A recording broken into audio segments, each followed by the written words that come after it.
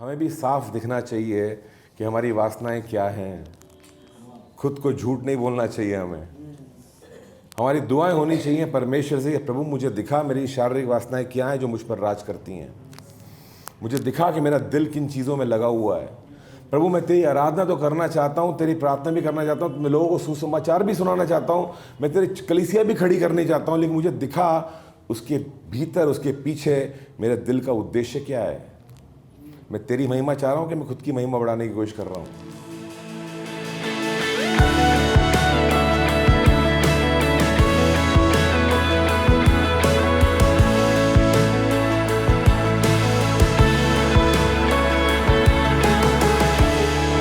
निर्गमन का 17:8 से लेकर 16। तब अमालेकी आकर रपीदीम में इजरायलियों से लड़ने लगे। तब मूसा ने यहोशू से कहा, हमारे लिए कई पुरुष को चुनकर छांट ले और बाहर जाकर अमालेकियों से लड़, और मैं कल परमेश्वर की लाठी हाथ में लिए हुए पहाड़ की चोटी पर खड़ा रहूंगा।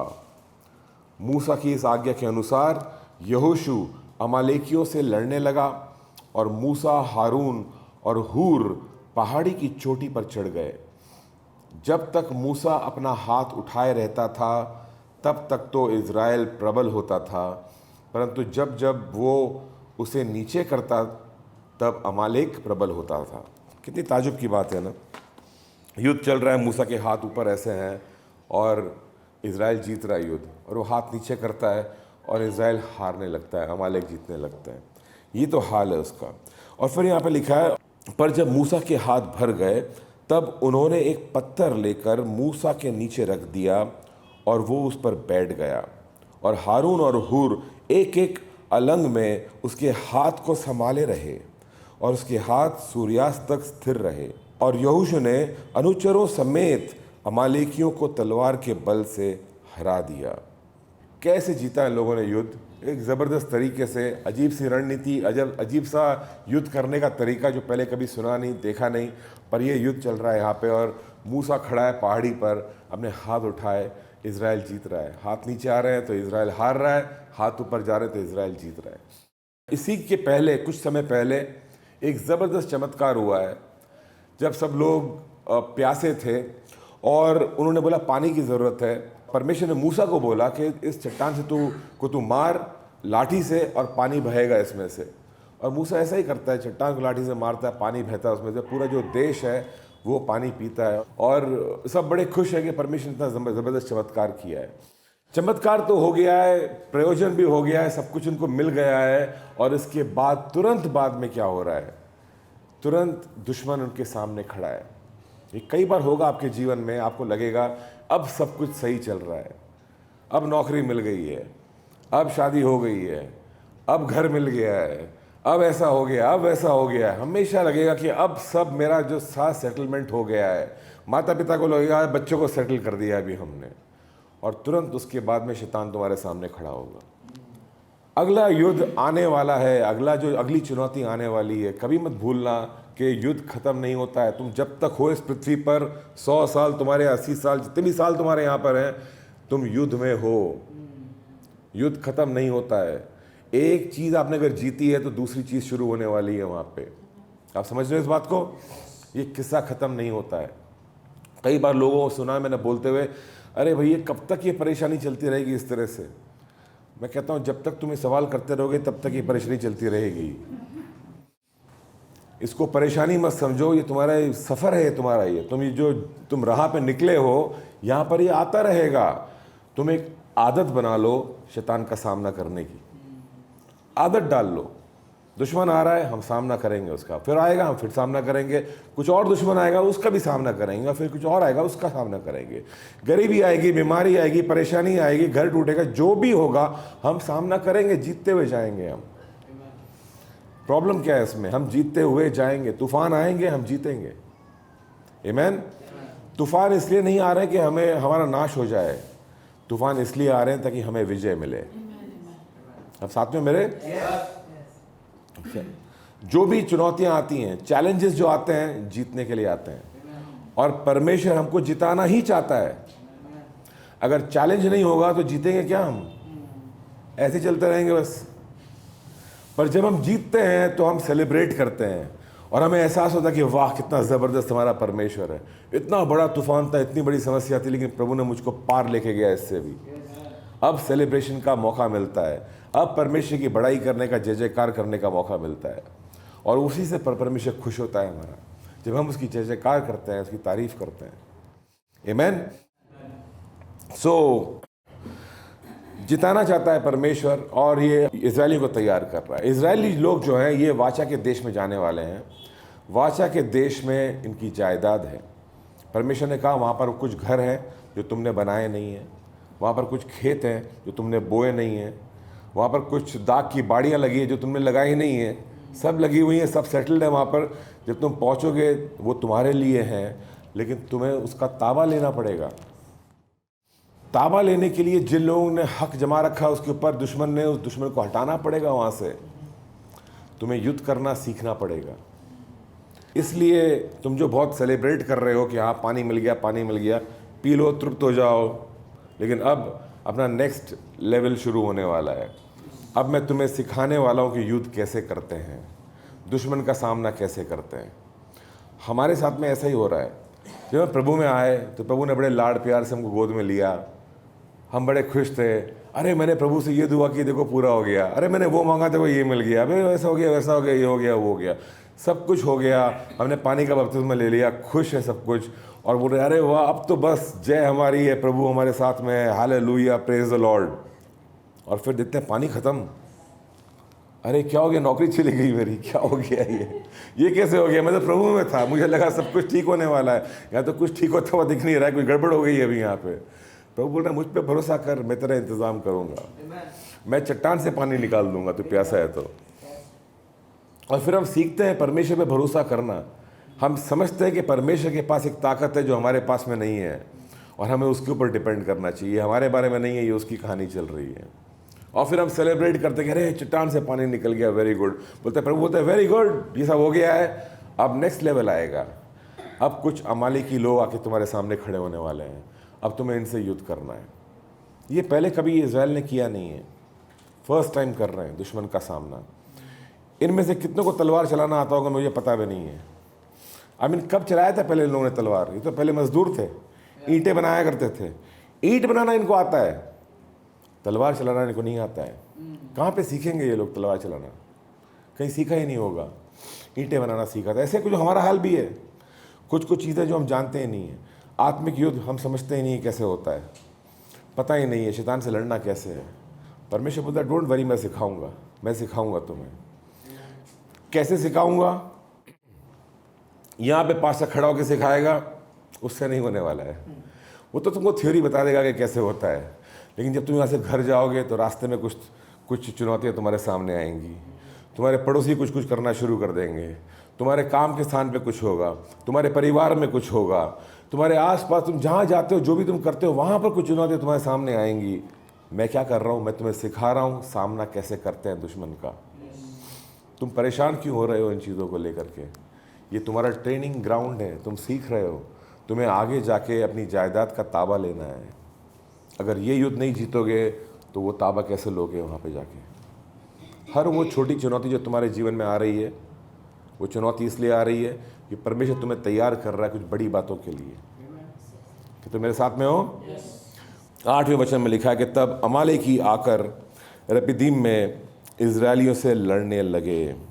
और ये अमालेकियों को समझना ज़रूरी है। कौन है ये अमालेकी लोग? अमालेक का दादा जो है वो है ईसाऊ। ईसाऊ की कहानी क्या है? हमारे जो बहुत सी चीज़ें जो हमारे जीवन में चल रही हैं इस वक्त, हमारे दादा परदादा उनके परदादा वहाँ से चली आ रही हैं हमारे जीवन में। बहुत सी हरकतें जो हम करते हैं वो इसलिए करते हैं कि हमारे दादा करते थे, दादी करती थी, परदादा करते थे। और ये जान करके हमें बहुत सतर्क हो जाना चाहिए कि जो हरकतें हम कर रहे हैं हमारे बच्चे, उनके पोते ये भी करने वाले हैं। सो संभलना बहुत ज़रूरी है।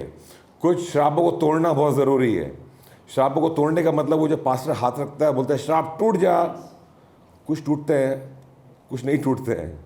कुछ तुम्हें खुद को तोड़ना पड़ेगा नहीं करके उन चीज़ों को। आप समझो मेरी बात? कुछ आपको खुद को तोड़ना पड़ेगा वो चीज़ों को नहीं करके। मेरी मम्मी झूठ बोलती थी, मैं नहीं बोलूँगा, लेकिन श्रापों को तोड़ रहा हूँ ताकि मेरे बच्चे भी नहीं बोलेंगे। आप समझिए इस बात को, कुछ हमें तोड़ना पड़ेगा, कुछ हमें करना पड़ेगा। सारी चीज़ें पास्टर नहीं करने वाला है सारी चीज़ें मूसा नहीं करने वाला है।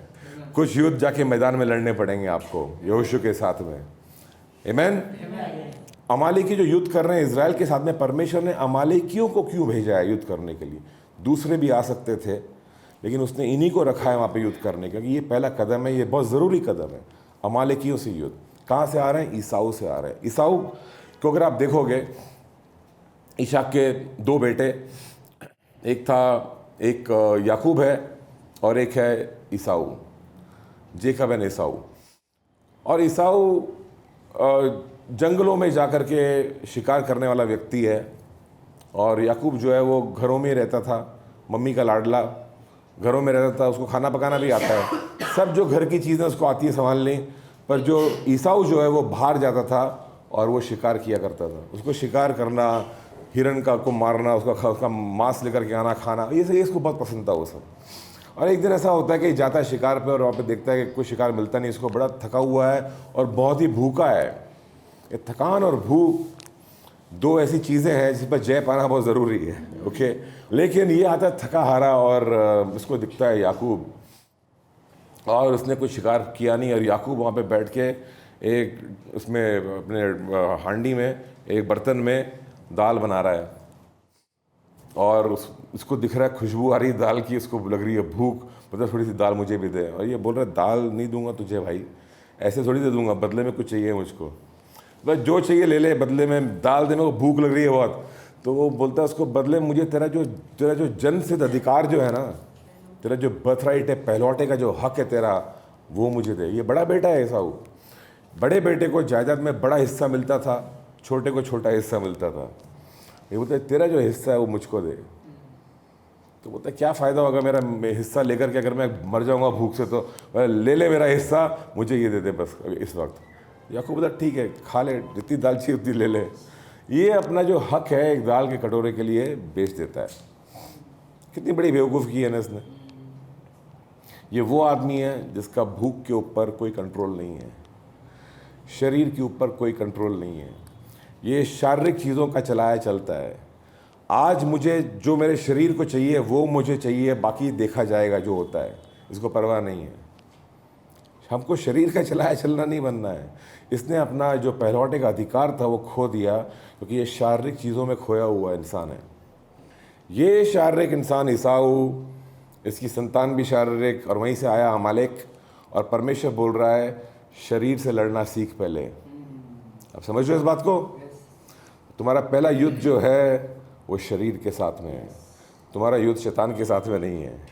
शैतान का युद्ध परमेश्वर जीत लेगा। उसने जो आपको मिस्र देश से निकाला है, परमेश्वर ने निकाला है। वहाँ पर कोई युद्ध नहीं किया आपने, वहाँ पर परमेश्वर ने आपको मुक्त किया वहाँ से। वो लड़ाई परमेश्वर ने लड़ी है शैतान से। आपकी लड़ाई शैतान से नहीं है, आपकी लड़ाई आपके शरीर से है।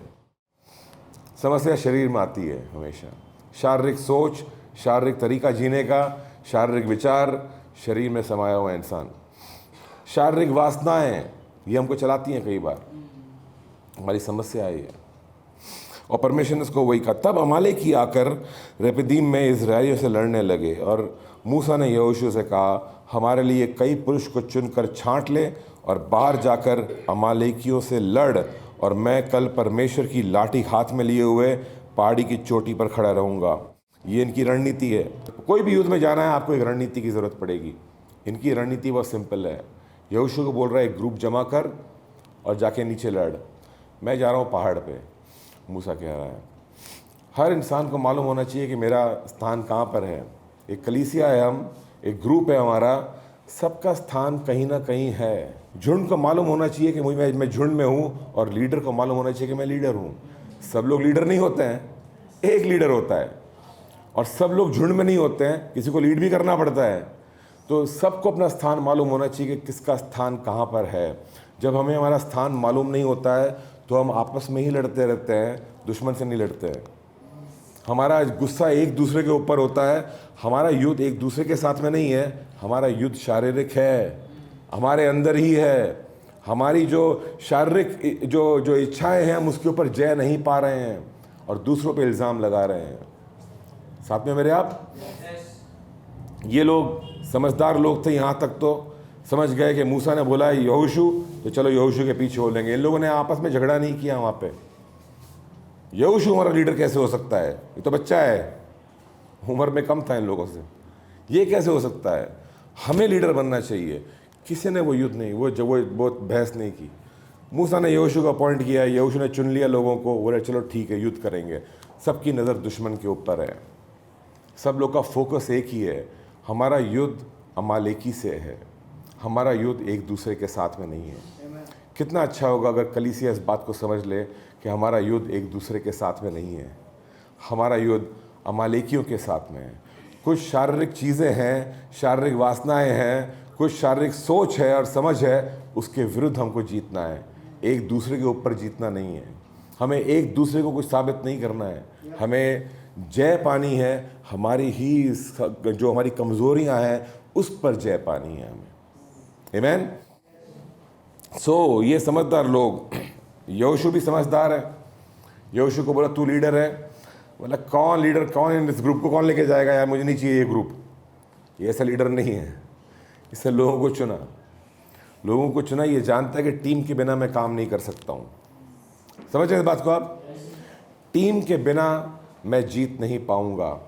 ये इस साल तुम्हारा नारा होना चाहिए, टीम के बिना मैं जीत नहीं पाऊंगा। शारीरिक वासनाएं तुम्हारे विरुद्ध खड़ी हैं और टीम के बिना तुम हारने वाले हो, टीम के बिना तुम हारने वाले हो।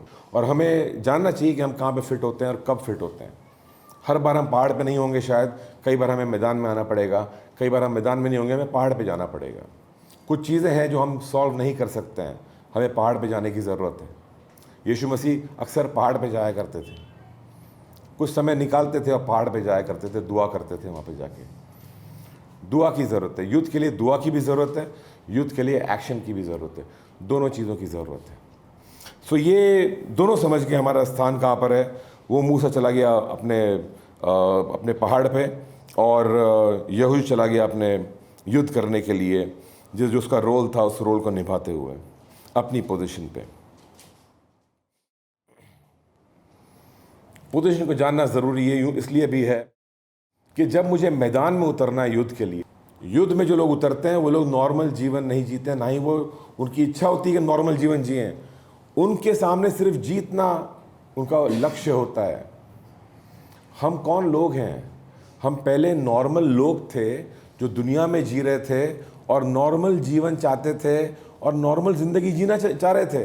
लेकिन जैसे ही हम प्रभु में आए, हमें एक कप्तान मिल गया और वो कप्तान ने हमको बताया कि युद्ध चल रहा है भाई हर जगह यहाँ पे और तुम्हें जीतना है, और हमको दिखा दिया कि अमालेक हमारा दुश्मन है।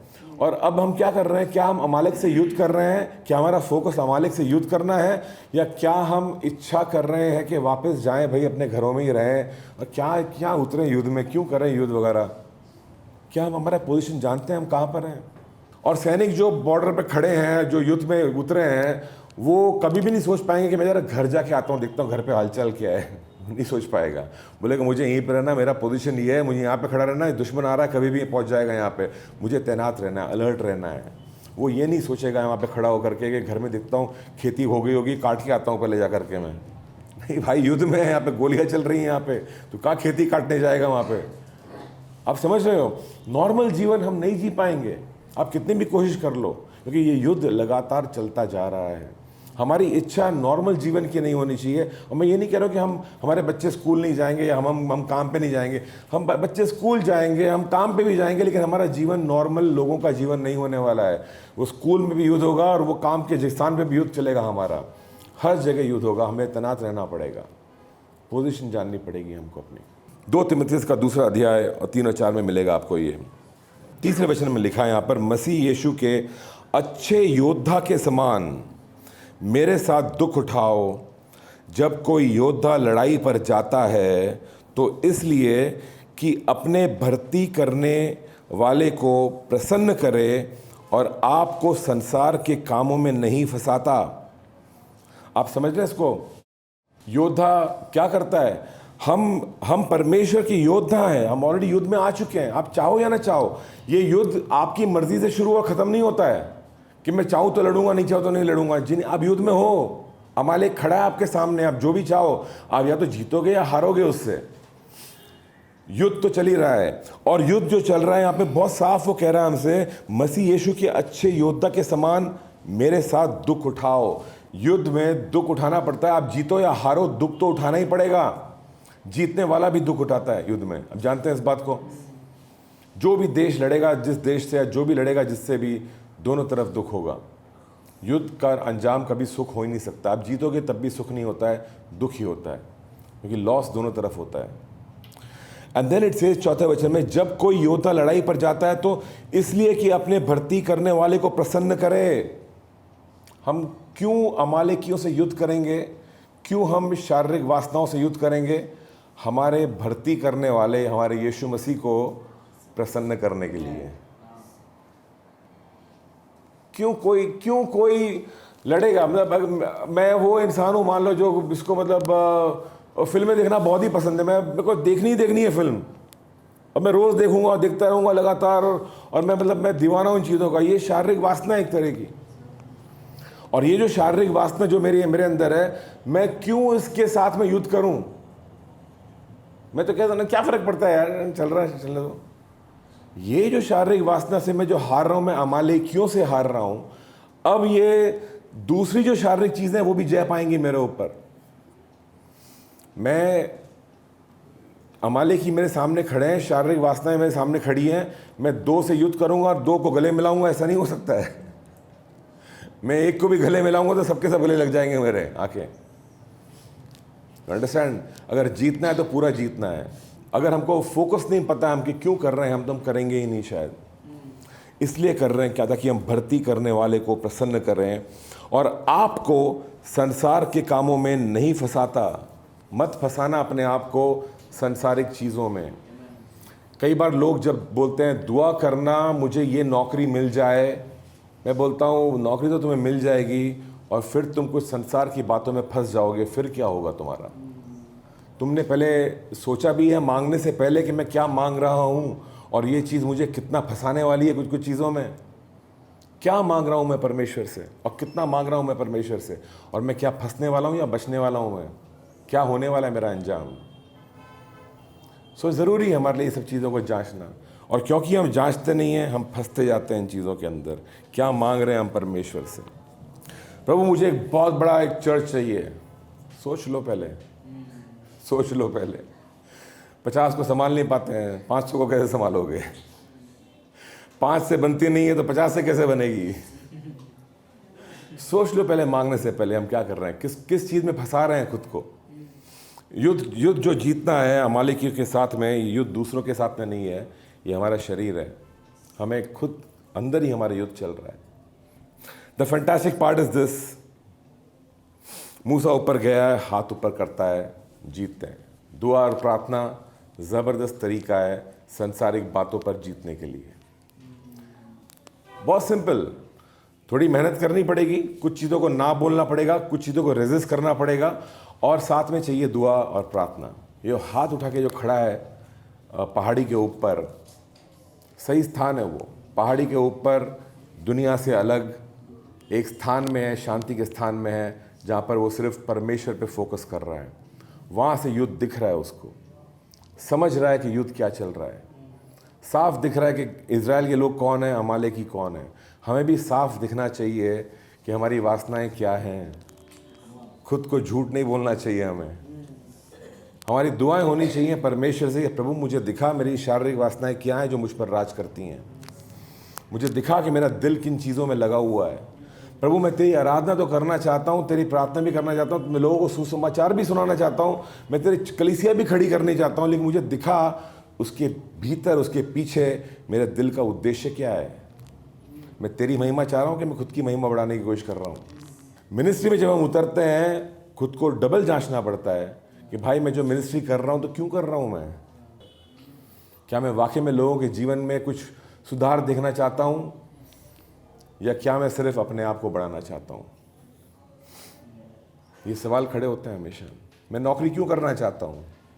क्या मैं सिर्फ वो थोड़े से पैसे कमा के अपने जीवन को जीना चाहता हूँ, या फिर क्या वो नौकरी मुझे इसलिए चाहिए क्योंकि मैं थोड़ा थोड़ा बढ़ना चाहता हूँ, और क्या मैं उससे वाकई में संतुष्ट होने वाला हूँ, या मुझे और चाहिए, मुझे चाहिए क्या और कितना चाहिए मुझको? क्या मैंने इसके बारे में गौर भी किया है? ये कितना मिलेगा तो मैं संतुष्ट हो जाऊँगा? आई डोंट नो, हमने गौर किया कि नहीं किया? कभी कभी सवाल पूछना बस ज़रूरी है, कितना होगा तो मैं संतुष्टि पाऊँगा मैं? ये समझना ज़रूरी है, हमें ये सवाल पूछना ज़रूरी है। यहाँ पर मूसा चला गया पहाड़ पे और दुआ कर रहा है, वहाँ पे जीत रहे हैं, दुआ कर रहे हैं, जीत रहे हैं। प्रार्थना आराधना जिताएगा, प्रार्थना आराधना जिताएगा। प्रार्थना मतलब जुड़े रहना परमेश्वर के साथ में लगातार। आराधना मतलब जय जयकार परमेश्वर की। हम जो जीत रहे हैं प्रभु तेरी वजह से जीत रहे हैं। मैं नौकरी मिली प्रभु तेरी वजह से मिली है, ये मेरा हक नहीं था, इसके ऊपर तेरी वजह से मिली है। मैं पैसे कमा रहा हूँ अच्छे, प्रभु मैं जानता हूँ मेरा हक नहीं था, तेरे वजह से हो रहा है ये। जब तक ये हाथ यहाँ पर हैं और प्रभु को श्रेय दे रहा हूँ मैं इन चीज़ों का, मैं जीत रहा हूँ। और फिर जब ये हाथ नीचे हो जाते हैं, मैं अरे हार रहा हूँ, वासनाएं आ रही हैं यहाँ फिर से दोबारा टेक ओवर कर रही हैं, जीत रही हैं मेरे ऊपर। मैं फिर से शारीरिक बातों में खो गया हूँ, फिर से मग्न हो गया हूँ, भटक गया हूँ वापस से। और यहाँ पर लिखा जब मूसा अपना हाथ उठाए रहता था तब तो इज़राइल प्रबल होता, परंतु जब वो उसे नीचे करता तब अमालेक प्रबल होता था। पर जब मूसा के हाथ भर गए, जब वो थक ही गया पूरी तरह से, बोला अब होता ही नहीं है, हाथ ऊपर ही नहीं हो रहा, मैं क्या करूं? और ये होगा कई बार ऐसा एहसास होगा कि बहुत थक गए हैं, अब क्या करें? अब आपको ज़रूरत पड़ेगी एक हूर की, तो कुछ साथियों की, हारून की ज़रूरत पड़ेगी, हूर की ज़रूरत पड़ेगी, कुछ साथियों की ज़रूरत पड़ेगी। कभी कभी हमारा आत्मिक घमंड हमें ऐसे लेवल पे लेके जाता है ना, हमें लगता है मैं हूं ना, मैं प्रभु में सही हूं ना, प्रभु मुझे जानता है, बस खत्म। नहीं होगा बेटा, नहीं होगा। टीम की ज़रूरत है, प्रार्थना के लिए भी टीम की ज़रूरत है, और मैदान में उतर के युद्ध करने के लिए भी टीम की ज़रूरत है। दोनों जगह चाहिए। आमीन। सब लोग मिलके बोलना, मुझे टीम की ज़रूरत है। हालेलुया। तो ये बहुत टेरिफिक और बहुत ही खतरनाक और डरावनी सी शिक्षाएं हैं, क्योंकि ये सुनते ही हमारा पूरा शरीर हमारे विरुद्ध आता है। इसको कौन हेल्प करेगा? ऐसा लगता है कौन क्या इसको हेल्प करेंगे, ये मैं तो लीडर होने के लायक ही नहीं, इसको हेल्प की ज़रूरत है। तो आपके लीडर को हेल्प की ज़रूरत है, वो ऑर्डिनरी इंसान है, वो थक जाता है, वो कब तक हाथ उठाए रहेगा ऐसे, कब तक क्या करेगा, वो कितना करेगा? उसको हेल्प की ज़रूरत है, आपके सहारे की ज़रूरत है। Do understand this? Get ready to help your leader. So ज़बरदस्त चीज़ें हुई, युद्ध जीत गए वो लोग, और यहोशू ने सबको, अमालेकियों को तलवार के बल से हरा दिया। यहोशू ने हराया। इट इज़ अमेजिंग कि 13 वचन कहता है कि यहोशू ने अमालेकियों को तलवार के बल से हरा दिया। बहुत बड़ा सवाल खड़ा होगा, क्या यहोशू ने हराया, या क्या यहोशू का जो ग्रुप था उसने हराया, या पहाड़ पे खड़ा हुआ मूसा ने हराया, या हारून और हुर ने हराया? किसने हराया? यहोशू का नाम आया।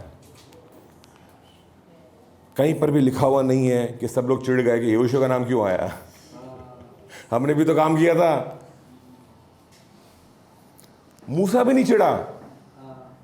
मूसा को तो मालूम है ना, मेरे हाथ ऊपर जीत रहे हैं, हाथ नीचे तो हार रहे हैं, उसको मालूम है उसको, बोले इन लोगों का क्या है, मैं जिता रहा हूं इनको।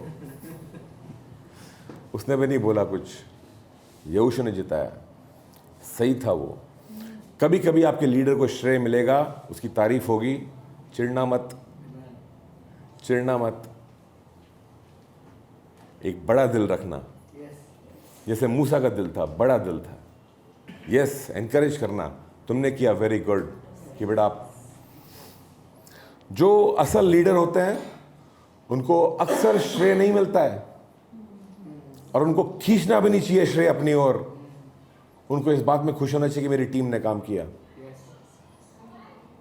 और हमें खुश होना चाहिए इस बात को जानकर कि टीम ने काम किया, टीम हमारे साथ में है। 14th वर्स सुनना ध्यान से। तब यहोवा ने मूसा से कहा, स्मरणार्थ इस बात को पुस्तक में लिख दे और यहोशू को सुना दे कि मैं आकाश के नीचे से अमालेक का स्मरण भी पूरी रीति से मिटा डालूंगा। एक दिन हम शरीर की बातों पर पूरी तरह से जय पाएंगे। ये युद्ध चलता रहेगा, चलता रहेगा, चलता रहेगा, फिर एक समय आएगा हम पूरी तरह से जय पाएंगे। और जब स्वर्ग में जाएंगे यहाँ से ना, तब हमें अमालेकी नहीं मिलेंगे वहाँ पे। तब हम आज़ाद होंगे सारी शारीरिक बातों से और एक दूसरे से प्यार करेंगे हम। 15 में इसमें लिखा हुआ है, तब मूसा ने एक वेदी बनाकर उसका नाम यहोवा निस्सी रखा और कहा, यहोवा ने शपथ खाई है कि यहोवा अमालेकियों से पीढ़ियों तक लड़ाई करता रहेगा। 15 वचन में क्या किया उसने? एक वेदी बनाई मूसा ने और उसका नाम क्या रखा? यहोवा निस्सी। यहोवा निस्सी हमारा जय का झंडा, जीत का झंडा जो हमारा है, हमारा परमेश्वर है यहोवा निस्सी। ये साल यहोवा निस्सी का साल है और ये साल हम जय पाएंगे अमालेकियों पर। हम जय पाएंगे हर उस शारीरिक बात पर जो हमको अब तक हराती हुई आई है। शरीर के ऊपर जय पाएंगे, संसारिक बातों पे जय पाएंगे, शारीरिक सोच और समझ के ऊपर जय पाएंगे। जीतेंगे हम, हारेंगे नहीं इस बार। जैसे हम 2022 में थे, 2023 के अंत में वैसे नहीं होंगे।